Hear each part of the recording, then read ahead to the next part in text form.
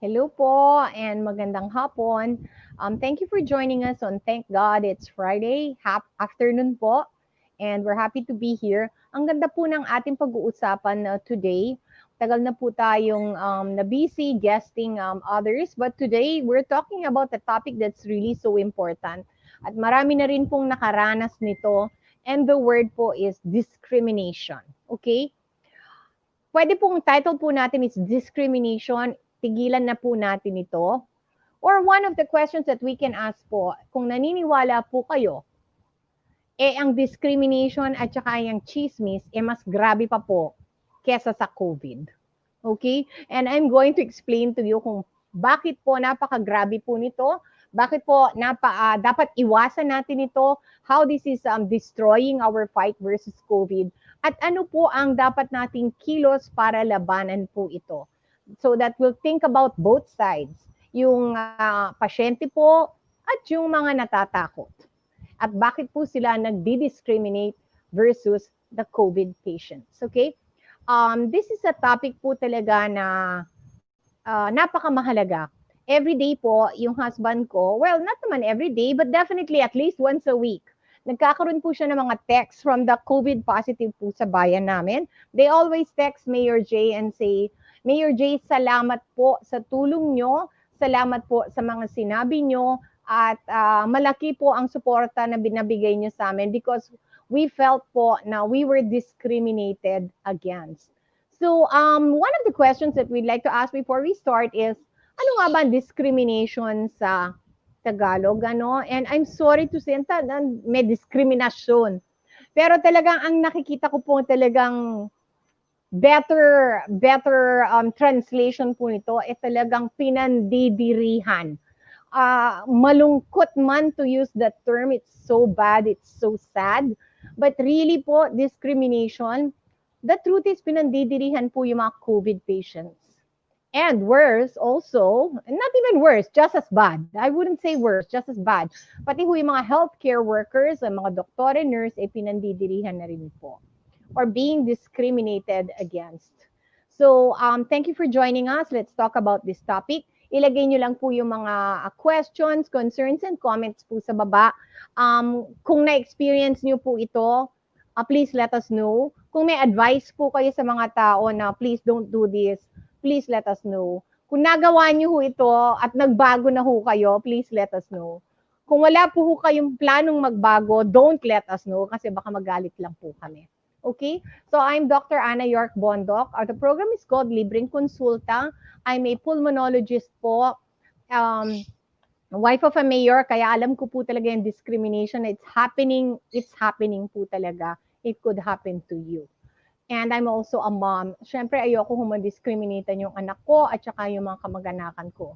Pero talaga pong nangyayari siya at pag-usapan po natin. Okay?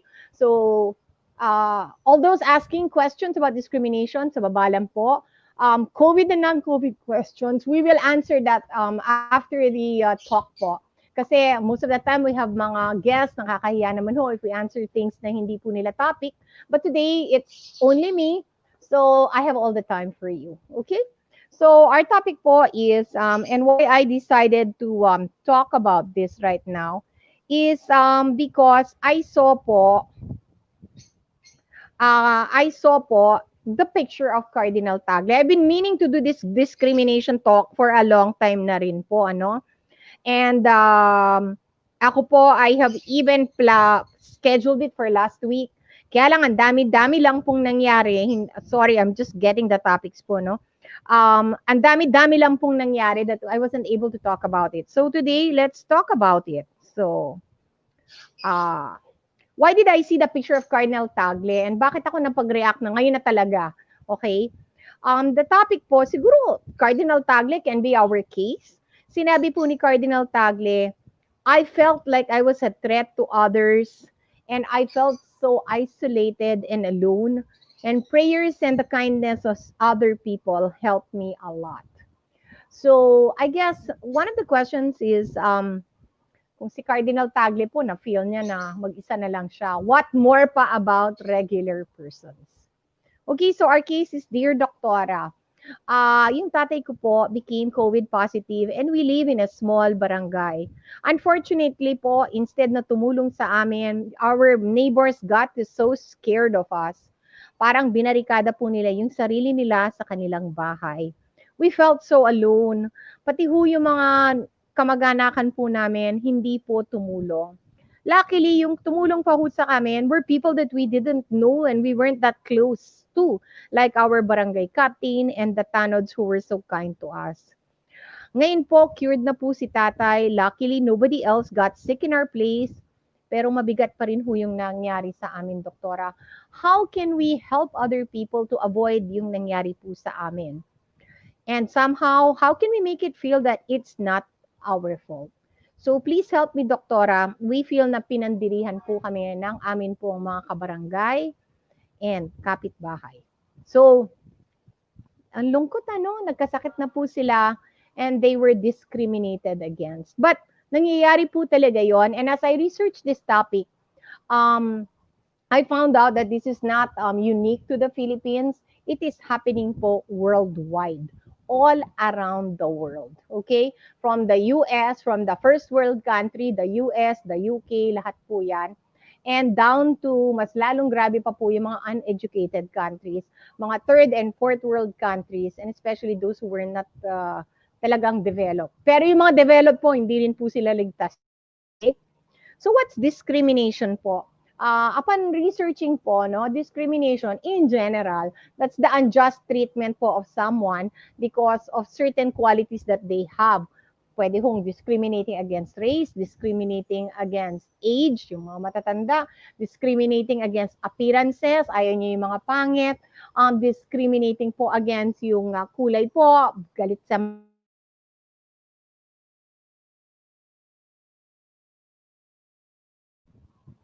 So, what? Ano po? So, yun po yung what, the unfair and treatment against persons because they have been COVID positive. Minsan hindi man sila talagang COVID positive, nabalita lang. Discrimination po against healthcare workers because people think na they are at a higher risk for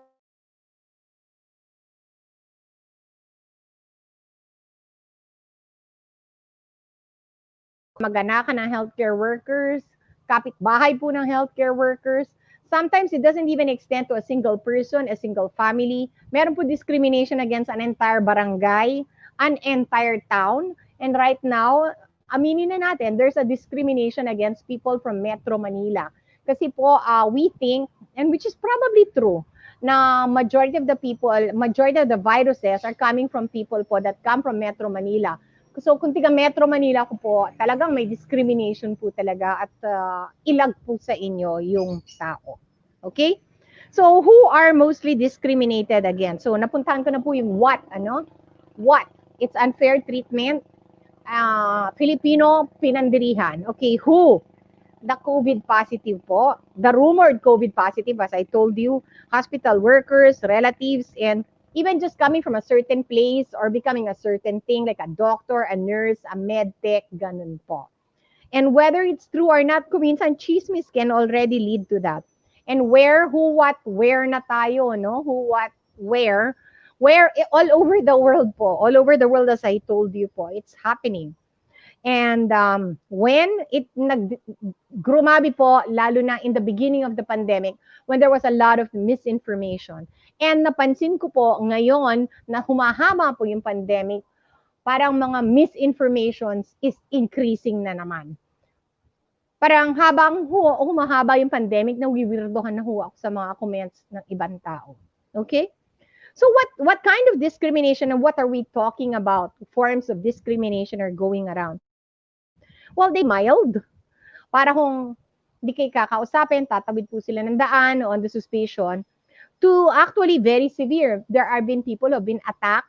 Nababasa po natin yung mga tao pong pinalayas po ng kanilang kasera. There have been people na ayaw na pong lapitan ng iba.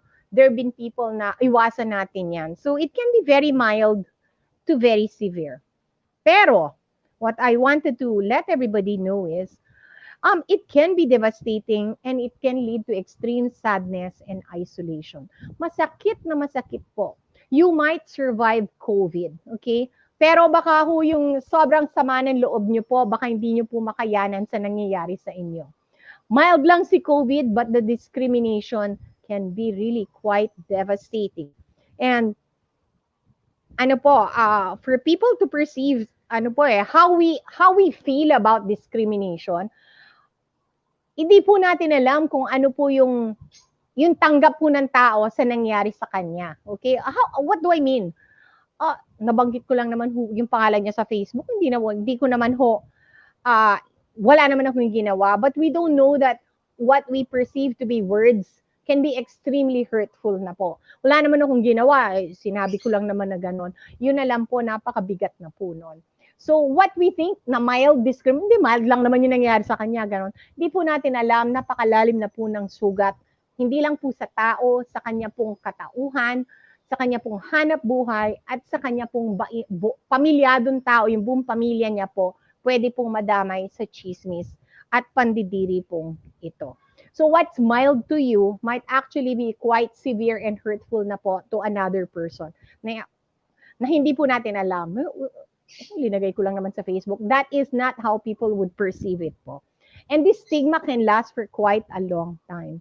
And baka akala nyo, nakalimutan nyo na yung nangyari, friends na kayo ni neighbors, but yung nangyari po sa kanya talagang masakit at dadalhin po niya for quite a long time. Okay? So it's a form, what are the forms of discrimination? Pwede po silang talking, pwede na kung umabot sa acting, may gagawin na, pinagchismisan, may ginawa. But actually, just thinking na lang po can color the way that you act. And ayun na lang po, napaperceive na po ng mga tao. It can be physical, it can be emotional, masasakit na salita, it can occur online, and again, I'd like to say, it can be very damaging.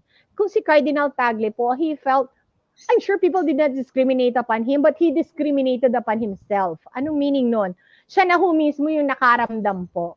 And he felt like a threat to himself and to other people. And that can be very scary. And after po, people, even though people have recovered, parang natatakot pa rin silang lumabas, natatakot pa rin ho sila.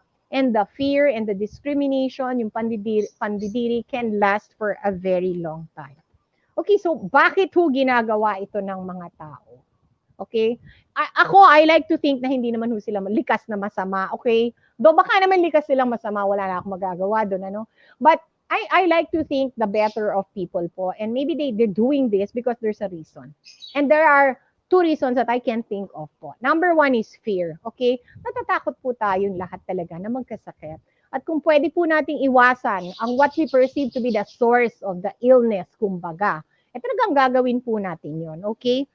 So, we don't know, lalo na po in the beginning, we didn't know how the virus was transmitted, how to protect ourselves. Talagang grabe po talaga in the beginning. Talagang tinatapon ho yung mga gamit ng mga nurses palabas po from the dorms, from the boarding house. People were really, really discriminating. So, talagang fear po talaga. Fear of getting sick, okay? Yun lang po talaga, fear of getting sick. And then fear of makilalang kamag-anak po ng COVID positive, meron din fear na ganon. The fear of being discriminated upon, meron pong ganon. Hindi ko kilala yan, third cousin ko lang po yan. Merong fear na ganon. So it's the fear really of getting sick and the fear of joining the group who is being discriminated against. Meron pong ganon, okay? So, sana po, we can work through this towards a greater understanding. And I will go to that later. The second po reason is misinformation. Okay? Maling information. We don't know how the virus was transmitted. So we tend to believe all sorts of things. Whereas after believing it, kinakalat po natin. Pagbabarikada po, things like that, hindi po sila nakakatulong. Okay? So, fear and misinformation, I think, are the two main issues that are the cause po talaga ng discrimination or pandidiri. Wag naman ho nating gawin number 3 at talagang bad ugali kasi there's no solution to that. We can work towards fear and misinformation. But kung talagang likas po kayong masama, wala tayong magagawa. Okay? So how do we address these two issues? fear and misinformation. Two ways also, communication po and education. Okay, so communication. Ano ba dapat na communication? Dapat ba natin itago na meron pong COVID positive? May COVID positive ba sa inyo, Mayor? Wala po, wala. May COVID positive sa barangay? Wala po. Okay, hindi ho ganon. The communication for people to trust you. And once they find out that you're lying to them, wala na talaga. Okay? You have to be honest. This is for leaders, for barangay captains, for people who are the boss, ganon. You have to be honest, open, and it should be based on science. Okay? It's better to be honest. Sabihin niyo po, kung may nangyari, may nangyari. But, after being honest, kailangan ho may solusyon din. Hindi lang ho puro honesty, no? 40 ho dito sa factory ang nagkasakit. Anong gagawin nyo about that? That is the next question. So, open, honest, based on science, and number 4, maganda to, with a plan. Okay? Kailangan may plano. Hindi ho pwedeng, marami hong nagkasakit dito. Anong plano nyo? Hindi namin alam. That's not going to help the issue. Okay? So, crisis communication po. Kasi having COVID positive persons in your house, in your barangay, in your factory, in your munisipyo. So, ano po ito? Crisis communication ang kailangan dito. Okay? So, it must be fast and it must be accurate. What do I mean fast? Okay? What do I mean fast? Okay? Pag naunahan po kayo ng chismis. For example, meron bang COVID positive dito? Wala. After 2 days, doon mo aaminin. Okay? By the time po na inamin nyo po, kumalat na ho yung chismis. And the chismis is usually worse than the issues. So, at saka pa, ang mga tao po, yung una po nilang narinig, yun yung tama most of the time. So, what I mean is, unahan nyo na po, be honest, be open, be quick. Of course, don't spread naman if you don't know, ano. And people will form conclusions po. Pag naka-form na po sila ng conclusions without the proper facts, it is hard po na bawiin po yung iniisip nila. Kasi, kumalat na, unahan na kayo ng chismis, okay? So, in the factory, in the town, in the school, dapat po mauna ang balita galing from the boss. Kung pwede pong isuppress nyo muna talaga, wait for me to make the announcement. But don't wait naman 48 hours. So, kung 1 hour para lang maayos, that's okay. So, as a leader, as a boss, as the family member, as the dad, as the lolo, as the matriarch or patriarch, be honest ho to everyone, including the kids, okay? But more than that po, be open. And number 3, have a plan. Okay, ito pa, be firm. State the facts. Stress the proper attitude po towards people. Don't panic. Ayun po, don't panic, number 1. And another thing is, be proactive. What's the meaning of proactive? Okay, ito po yung kwento sa amin na nangyari. Tumawag po kay Dr. Jamie Yor. Meron daw mga COVID positive na pauwi na po. Coming from Manila, they were being sent by their employers sa amin po. So instead of panicking, be proactive. Ano pong ginawa nila? Doon pa lang ho sa NLEX exit, sinundo na ho yung mga tao. At dinala na po doon sa Diosdado. Okay? So, hindi na ho nakapasok doon sa bayan. So the moment, and then after that, nung nag-FB Live na po, and becoming honest, open, and with a plan, nung nalaman ho ng mga tao that there were a number of positive people. So what's the plan? Wala na ho dito. They're already in the hospital. So tapos na yung issue, di ba? Yun po yung kailangan ng communication natin. You should be honest, you should be open, pero hindi po yung, anong gagawin? Hindi ko alam. Dapat ho, alam niyo yung gagawin nyo at dapat ho ginawa nyo na yon. That is one of the most important ways to stop discrimination. Is to solve the problem. Opo. Tapos po, ang dami po talaga. Be proactive, be educational. Sa bawat yung sasabihin nyo, educate them with the facts. For example, uuwi na po yung COVID positive patient galing sa ospital after 14 days. Ngayon po, hindi na ho kailangan i-test. So instead of pauwiin nyo lang ho yung tao doon sa lugar na yon, if you are the barangay captain, if that's your employee, if that's your driver, if that's your yaya, immediately educate everybody. Okay na po si ganito. Natapos na po yung kanyang quarantine. According to the Department of Health, this person is go back to work. Do not panic. Alam po natin kung anong gagawin. So in that way po, the way that we educate people, alam na po nila kaagad bago po sila ma-face ng problema. For example po, may COVID positive patients sa lugar na yon. instead of saying, may COVID positive patient po dito, sabihin niyo po, may COVID positive patient dito, but don't worry. Ito po yung ginagawa natin. Sa mga kapitbahay, don't worry. Ito po yung dapat gawin. Don't panic. Hindi na po sila infected. Huwag po kayo matakot. We are all doing all our best. Pag kasama po yung education at saka po reassurance and comfort, talaga pong people will feel much better. Again, education, dapat po accurate as I said. Number 2 po, dapat paulit-ulit. Bakit? Ang kulit-kulit naman ni Mayor, 10 beses na sinabi. Ang kulit-kulit naman ni Doktora, ano ba? Well, that's the nature of it. People forget po, lalo na po when they are in a panic mode. So, kailangan po, you just have to keep on instilling po the facts. Paano po tayo makaiwas ng COVID? If somebody has COVID positive, don't panic. Naka-quarantine na po. No need po na mag-chismis. Ganun po. So talagang paulit-ulit lang po para po ma-inculcate natin ng mabuti. This is a new topic.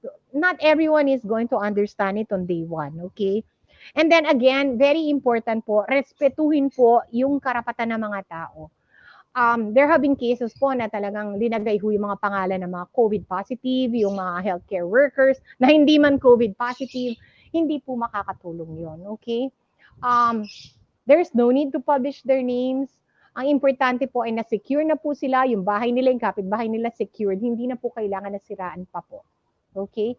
People have been begging us, Dr. J, to keep telling saan, sino, hindi po nakakatulong. Okay? And actually, kumakalat na yun without your spreading it. But again, we have to respect the patient's rights kasi po kung babastusin po natin yung pagkatao nila, the next patient will never tell us anything and talaga magkakalat po yan. Kailangan po talaga ng respeto. Okay? Respect to persons. It is very important. And I think that's also one of the most important things versus discrimination o pandidiri. We have to respect everybody's rights. We have to respect everyone as a person. We have to respect that person's family. And we have to respect po yung karapatan ng tao kung ayaw niya pong ipaalam kung sino po siya. Wala po tayong pake. The most important is that person is safe and that we are safe. Yun lang po ang kailangan nating malaman. The details, it's not important. Okay? And bilang bilang mayor, bilang tatay, bilang barangay captain, bilang tanod, bilang nanay, stop the panic po. Okay? Stop the panic. If you know the facts, if you know the science, there's no need to panic. Okay? So wag niyo pong dagdagan na po yung mga problema.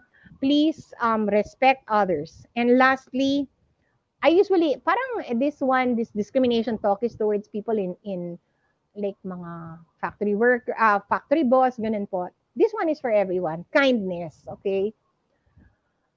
There are 200, almost 300,000 na po na may COVID sa Pilipinas. Marami na po. Okay? The next person could be you. It could be your family. It could be your best friend. It could be your boss. It could be you. It could be your mom, your dad. So what I'm trying to say is do unto others po. Okay? Hindi na po kailangan na magpagchismisan po sa social media. If someone you know is COVID positive, respect them and pray for them. Hanggang doon na lang po, okay? Do unto others because one day, that could be you, okay? And yun lang po. That's my only talk about discrimination. Actually, discrimination po consists of proper communication, proper knowledge, and lastly po, kindness and understanding towards others. Kung si Cardinal Tagle po, he felt alone, he felt comforted po by the prayers and the thoughts of others. So if somebody po would become COVID positive that you know, support them po. Kung wala na lang ho kayong masabi, shut up, okay? Kung meron naman ho kayong masabi, well then, send prayers, send food, send money, that's also helpful. Send your love, okay? Don't send your chismis. So yun lang po, discrimination, it can be very bad because it can stop people from sharing the problem and from being quarantined because they are afraid of what you and everyone else is going to say. So my advice to everyone, let's respect other people and one day po, sana po, hindi po kayo yun. So discrimination, iwasan po natin yon. Let's learn to respect other people. So maraming salamat po and magandang hapon. Okay? Are we greeting people, Doktora? Thanks. Eto po, Rains, I just wanted to read a few comments Hindi Kasi lang ang po. daming nag-comment last week, if it's okay. Sure, Oo. Doktora. From Miss Eileen, I am not a COVID patient, but from a place where the local transmission is rising and we feel discriminated against by our coworkers. Nangyari po yun eh. There's even place discrimination. Right now, aminin na natin. There's a discrimination against people from Metro Manila. Excuse me, kung kayo po ay galing po ng Metro Manila and you go somewhere, talagang takot po yung mga tao sa inyo. And that's not good. So yun po, mabagal lang po si internet, but ang dami pong ang dami pong nag-share. Um, so are there any questions or comments, Miss Rains? We only have few, Doktora. Mukhang Sige. natama yung iba, no? Okay. So let's pagsabayin na lang natin yung greetings and also the comments. Okay. Hello from Rizal. Good afternoon, Rizal. How are you? From Maria Cecilia Loyola. Ma'am, good afternoon po. From Freddy De La Vega, good afternoon.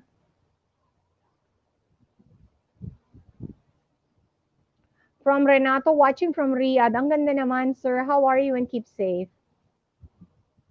From Maylee, good afternoon, good day. From Beth, good afternoon. From Grace, magandang hapon. From Eleni, good afternoon. From Mr. Eddie Ogana, magandang hapon. From Mr. Rodolfo Coral Jr., good afternoon po. From Marlene, magandang hapon. From Lolita, this pandemic has made me more emphatic. Though at first I was really paranoid. Discrimination is more harmful than COVID. Mama, I truly agree. I mean, discrimination is unkind. It's unchristian. And I like to think po it happened because of fear, not because of bad stuff. You know, not because talagang masama tayo, talagang we want to discriminate. I like to think it happened because people were afraid. Ang kalaban po talaga ng fear is education. Opo. From Angelita, good afternoon. From Mavic, good afternoon, Ma'am Mavic. From Larin, magandang hapon. From Mavis, watching from CDO, thank you. Ang layo ni Ma'am. From Miss Marlene, hindi po pwedeng kasuhan ng mga nag-discriminate, lalo na po ang mga chismosa. Ma'am, kung kakasuhan natin ang mga chismosa sa Pilipinas, naku, Diyos ko, kalahating barangay yun. Maybe 3/4. So, I'm just appealing po to the better nature of persons. Kung wala na lang po tayong masabi, let's just keep quiet. Yun na lang ho. Kasi kung kayo yun, gusto nyo bang pinagchichismisan kayo sa Facebook? Definitely not. And you know what? Ito pa ha, yung pagchichismis, paano kaya niya nakuha yon? Siya kasi ganyan-ganyan. These kinds of things, big no, okay? Anyone can get COVID kahit nag-iingat. Kasi po, it's all around us, okay? There are people po na naghuhugas ng pera na nagka-COVID, okay? So, wag na nating imbestigahin. Ang importante is respetuhin natin and tayo po personally dapat mag-ingat. Ma'am Marlene, sana po makasuhan lahat ng mga chichismis, but I think that's a lot of people and we're not gonna finish. From Miss Anne, but I like your suggestion. Miss Anne, hi Doc. From Linsejo, hello Doc, kumusta? From Miss Marley, it's all about humanity and kindness. I am not a virus, I'm a nurse. Ang ganda naman, ma'am. True. Yes, that is true. It's all about humanity, ma'am. And I like to think po na during this, ito naman ang sabihin ko, and I also read the story po of Senator Angara, si Tutsi, the story po of Senator Zubiri, si Audrey. Sabi po nila, they felt sad like some people in their village, talagang iniwasan sila. Pero ang maganda naman po, and you mentioned the humanity, marami naman daw tumulong. And sometimes yung mga tumulong, hindi pa daw nila kilala. So, hindi kaya maganda yon, ma'am. Isn't that beautiful? So, maganda po. Maganda rin po yung naging outcome. They learned a lot. And it was a good experience din daw na to receive love and concern from other people. And siguro doon mo malalaman talaga yung mga kaibigan mo, di ba? Yan. From Loris, good afternoon, watching from Santa Cruz, Manila. Hi, Ma'am. Remedyo, God bless po from Quezon, Isabela. Wow, ang layo, Ma'am. I have not been to Isabela. From maybe, just be kind to others and pray na lang na gumaling sila sa madaling panahon. Ma'am, that is the best thing that you can do. Pray for others, and then they will pray for you. O, di ba?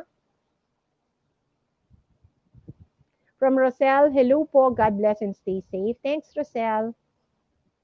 From Love Yourself, I am a frontliner. Nakalimutan bigla ng iba nung nagka-COVID po ako. Salamat sa mga hindi nang husga. Ma'am, yes, do not judge because tomorrow that's you. Okay? Just praise the Lord na you are safe, thank the Lord, and then tumulong po tayo sa ibang tao. Yan. And you know what? Yung paninisi, isa pa yun hindi ko na tackle yun, Reyna. We are not here to judge how people got COVID. Yan kasi labas ng labas. O, ganon. No, okay, no. It's not gonna help. People got COVID because they got COVID, okay?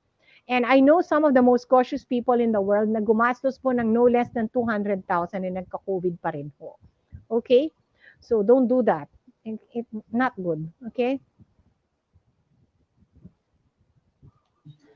Doctora, that's all that we have for our live, from our live comments po. Okay, I'm trying to pull up. Wait lang I'm gonna try and pull up the comments. Mabagal lang po talaga si internet dito. Diyos ko. Super mabagal lang po. Super. Anyway, let me tell you na lang po about what we're planning to do. I'm inviting all doctors po, all hospitals. And if you want to market po to doctors, we are holding the Young Doctors Career and Job Expo 2.0. Year 2 na po. Our theme is Destined to be Heroes. We have a very interesting lineup po ng speakers. We are the only career conference po sa buong Pilipinas. Ayan, saka di-discriminate nyo ng healthcare workers. Ayaw na ng mga taong maging doktor, okay? So, kailangan supportahan natin sila. It's going to be po from October 15 to 17, 2020, all fully online po. Our speakers are probably some of the best doctors in the Philippines. Reyna, hindi lang tayo limited ngayon sa Luzon. We're now going to have a speaker, the chairman of internal medicine at Chongguan Hospital, Cebu City. Siguro he will tell us about the situation po sa Cebu. We are happy to have him. He will be joining our panel discussion on residency, on experiences din po. So, ang pag-uusapan, medyo mahaba to, so bear with me. Pag-uusapan po, number 1 is residency.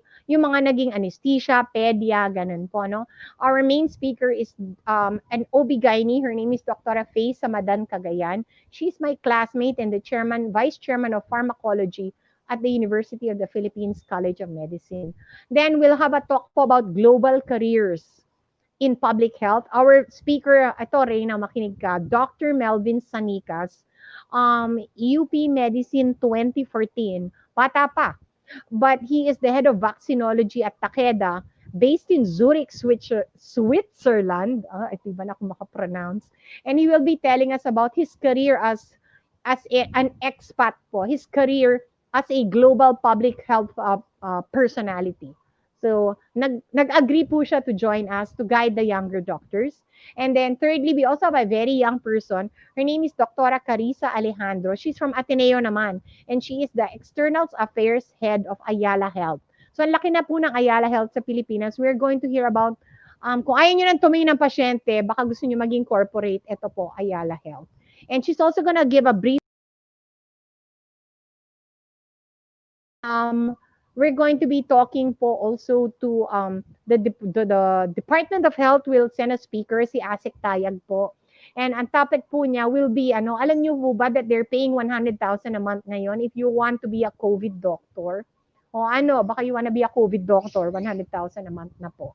So, yun po. And then we'll have 3 panels, residency directors, residents, and batch 2020.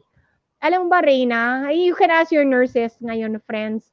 Alam bang nagtitraining na kayo ngayon, wala kayong nakikitang pasyente? Do you know that as a nurse? I've heard, Doktora, everything is a simulated environment. Simulation. Ang tanong ko, yes. Okay, at tanong ko sa mga interns ngayon.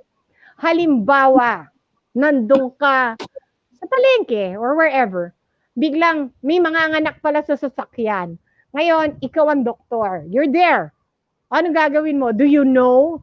Hello? It's a different thing na magpanganak watching the video, and it's a different thing na magpanganak right then and there. Yun lang ang masasabi ko.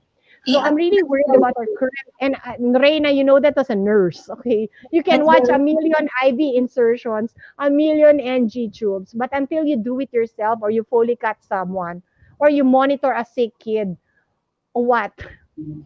Ito na lang, Doktora, ha? I'll just add to what you have stated. Kaming mga nurse, ang dami na namin napaanak, ang dami na namin insertan ng IV, tubings, etc. Every patient is different from one another. Ay, Ano oo. na? Paano kung sumabak ka doon? Kakagraduate mo lang. Tapos ka na sa lahat ng mga simulation programs mo. Pag sumabak ka, nakikita mong kailangan na i-NGT yung pasyente. Inutusan ka na ni Doc, anong gagawin mo?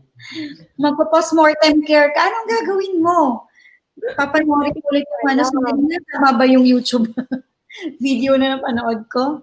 Diba? Yun yung Reyna, medicine, and you know this as a nurse, is an art and a science. So you can learn the science. You can memorize the book, you can read it on the internet, you can watch it on the YouTube. Pero pag nandun na yung pasyente, who's gonna talk to the relatives? Paano mo i-explain na mamamatay na yung lolo nila, yung daddy nila, gano'n, na hindi sila magwawala? Hindi na matuturo yun sa yung humanity. Yan. Nasa gitna ka ng ER, alas 2 ng umaga, kailangan operahan na si tatay, kailangan pipirmahan nila yung consent, di ba? The nurse comes in. So those kinds of things, you will not learn that from the simulation. Kasi talagang nandun ka sa gitna ng gabi. Yung lakas mo, yung pagkatao mo, yung nalaman mo, magbubuo yan into one whole, and you will know what to do during that time. But if you never did it, and you only learn, Reina, by watching senior nurses, diba? They will tell you, manood kayo ganyan. This is the way to do it. Then sasabihin nila, Mrs., ganito po yung nangyari, ganyan po. Operahan na po yung anak nyo, ganyan. Then biglang may mahihimatay, lahat-lahat. So manunood kayo. And then the next, ikaw na. Okay? But if you just watch it on the internet, ganon, na hindi ikaw yung talaga na-experience mo, iba talaga yun. Iba yung actual, Doktora. Iba. Talaga. Kasi that involves yung buong pagkatao mo, kailangan nandun. Kasi medicine is not like accounting or what. It's really, people have to trust you. And if you don't get their trust, wala kang pupuntahan. Even as a nurse, people have to trust you. Kasi you're gonna make them do a lot of really difficult things like uminumin yung pinakamapait na gamot, in-insert yung pagkalaki-laking angiocat na talagang mukhang bariles na, you know what I mean? But because people trust you, they allow you to do that Kailangan makuha mo yun. That's very true. I have experienced most of them, like, ikaw talagang sisigawan ng pasyente. Ikaw talaga umurahin ng mga, ng mga relatives. Ikaw yun, nurse. Now, if balat sibuyas ka, if you're not, if you're weak, hindi mo kakayanin. Hindi ka nakasa. Ganon. Yes, hindi mo kakayanin yun. And close ka sa parental love mo and balloon mo and bubble mo. Pag lumabas ka, hindi mo kakayanin na mumurahin ka ng hindi mo kakilala. Iba yun. Iba yung experience. Hindi mo yun makukuha sa simulation. Diba? And Reina, mumurahin ka na more than 12 hours ka nang gising at napakasakit pa ng paa mo. Yes. Then you haven't even eaten your lunch, your breakfast, and your dinner. Oh my God. Tapos kailangan mong i-hold yung composure mo at hindi ka kailangan dapat sumagot sa kanila. Well, you can naman, and then you have to know rin na they're under stress, na sila'y namamatayan. Yung pagkatao mo talaga papasok dun Yes. Yung lahat ng values mo, lahat ng natutunan mo sa college life mo, yung tinuro sa'yo ng professor mo, not under simulation, lalabas yung lahat doon. Pagdating sa performance level sa ICU, sa emergency, sa operating room, lahat yon, doktora. I agree. I definitely agree. Oh, talagang I'm really concerned about what's gonna happen to batch 2020 kasi some of them kalahati lang ang internship na nagawa. The next batch, the 2021, hanggang ngayon di pa sila tumitingin ng pasyente. They're actually wondering when sila titingin ng pasyente. When nga ba? We don't know. Everybody keeps saying January. Bakit? May maiiba ba from now to January? I don't know. I cannot guarantee that. Iba din yung experience na naamoy mo, na nakikita mo, naririnig mo. Iba yung experience kasi right there and then malalaman mo kung ano yung tamang gawin at hindi tamang gawin. Ito, meron kong nag-comment. From Maybes, yes doc, true. Pag emotional ang family, di mo alam how to handle them. Experience ko nun sa brother ko na critical na sigawan ko yung nurse. Pero after bumaba yung emotion ko, hinanap ko talaga yung nurse at nag-sorry po ako ng 300 times. Hinag ko siya and we both cried. Talagang yung humanity talaga ng tao, dun lalabas eh. Dun talaga.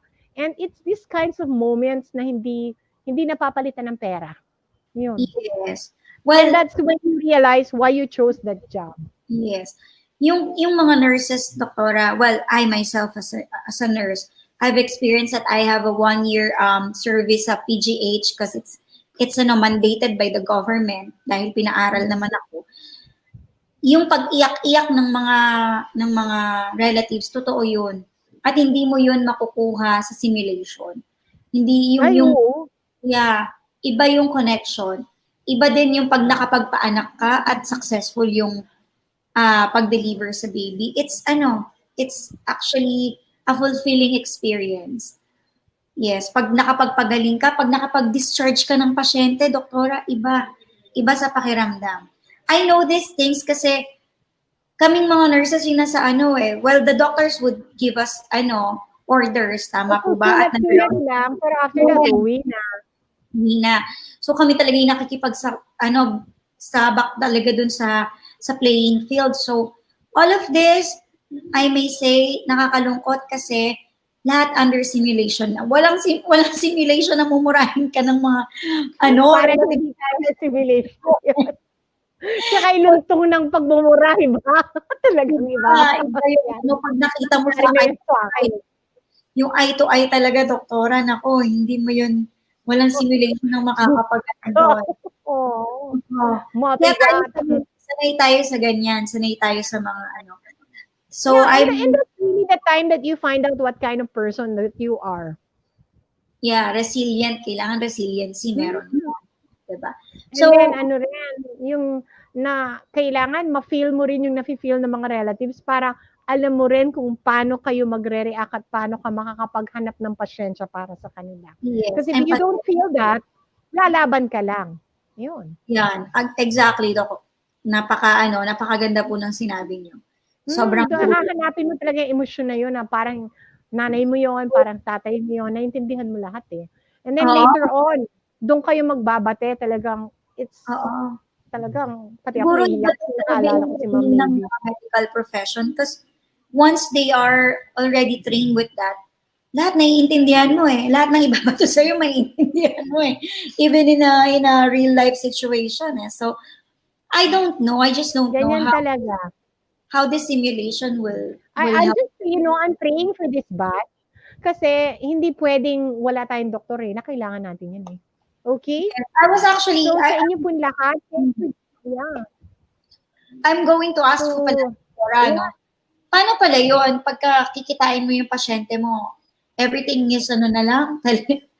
Telemed na lang? Ganun ba? Like, hindi ko rin alam. Malalaman natin yan on October 15, 17. Some of the most intelligent minds in Filipino medicine will be there. Let's ask them. We can ask them. We don't know. It's gonna be difficult. It's gonna be difficult. Yun lang ang masasabi ko. Okay? Yes so, sa inyo po lahat, thanks for joining us. Tomorrow, we'll try to do Ask Dr. Ana. Kasi parang ang dami ng questions na hindi na naa-ask dahil ang busy-busy natin. Yes, let's do that, Doktora. Next week, I wanted to announce on Tuesday po, Dr. Dodge Limhoco will join us again. Ang topic po natin, bato sa bato. Otherwise, kidney stone. It's not Senator Bato, ha? It's bato sa bato. So, kidney stones with Dr. Dodge Limhoco, the urologist. On Thursday naman, we're gonna be joined. This is very nice. One of the first time kaming nagkaroon ng pediatrician. Our topic po is measles. Ayan, 5 things that moms must know. Ayan. Kasi alam niyo ho ba na ang measles mas nakakahawa pa kesa sa COVID? Oh? Bet you didn't know that. Ang measles, isang measles pa lang, 40 na yung may sakit. Okay? Ganong katindi si measles. And huwag niyong bibiruin to, kids have died from measles. So we are going to be joined by a community pediatrician. She calls herself Doc Tina. Ayan. So Doc Tina, we're happy to have you on Thursday. Doc Tina will also talk to us about, she's a kindness advocacy. Kukwento niya sa atin yung kanyang be kind and have hope. Ang ganda rin. So let's listen to her. She's trained from the University of the Philippines. She is a community pediatrician in Bacoor, Cavite. I met her on social media. And then she's also the host of the Philippine Vaccinology Institute podcast on Saturdays. I'm also a member of the Philippine Vaccinology Institute, a foundation, Philippine Vaccinology Foundation Incorporated. Nag-join po ako in 2018 when I hosted the Vaccinology pre-conference in Pampanga. So sa inyo po lahat, that's your schedule for next week. And after that po, on the Sunday, there's also going to be pre-diabetes on October 11 with Dr. Ivan Kudal. And then we are going to be joined by Miss Cynthia Clements-Du. Who is Miss Cynthia Clements-Du? Si Ma'am Cynthia po is an architect. And this is so interesting, Reina. She put up one of the largest Facebook groups, Facebook patient groups on diabetes. So ano siya, presidente siya ng isang Facebook diabetic private group. I-explain niya why she put up the group, who's in the group, how is the Facebook group, paano niya tinatanggal yung mga nagtitinda sa Facebook, and how she's combating fake news as a patient naman. O, diba? Ang ganda, Rina. It's the first time that I'm gonna meet someone who's the head of a patient group. I like to hear that, Doktora. Gusto kong makinig sa mga... Oo. Yeah, Kalaban daw niya ang fake news. Huwag niyo siyang subukan. Tatanggalin ka daw niya sa FB group niya. That's really nice. Okay? Galing, ano? So, sa inyo po lahat, a very, very good afternoon. Salamat po. Bye-bye.